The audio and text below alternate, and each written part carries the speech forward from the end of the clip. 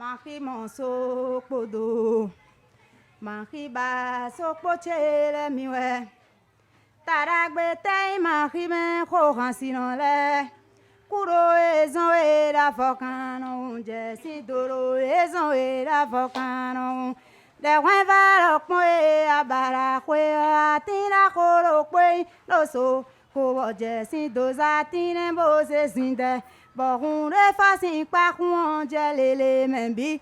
Mi bo monu we wa we do wande asin un koto mi san. Mon kunon de danse gezugu gbese lo wende. Osogo gbeche u agban pewe ama iwa kana ze bobolo na unre fasin kuya vosin tame ambo cheta misa ikukwe dimbo la gboto obi we ka jelele me otaji akra unpa vijijile o awi ho mele elo hweme o cheta misa vijijile mi ogbo emi na gboro segbo ho aperun ho me to Mako kosin jesi do okun karan pene o ani na je mo do we kade die zo ma je du jile iku kwe dimboris kuru mi ton abara kwe boto hansi tanu le asava abara kwe ba ma khime bo hute dimbo alo e na du na e mako tun alita ovi kengbere gbon jo membo a lobo hu ba unchi asava to ba mo di fie no iku kwe Unto ba koto mi dona zenu kunkukwe. Owe mon bodo filina. Emi na zenu kunkukwe. Mon din lobo filin bon ti la sava. Kun ala se koko le wane mi me. Gban pora gban jije we tegbe. Agonde te ma khioje dabara kwe. Bakuro ewu ele magbe magbe.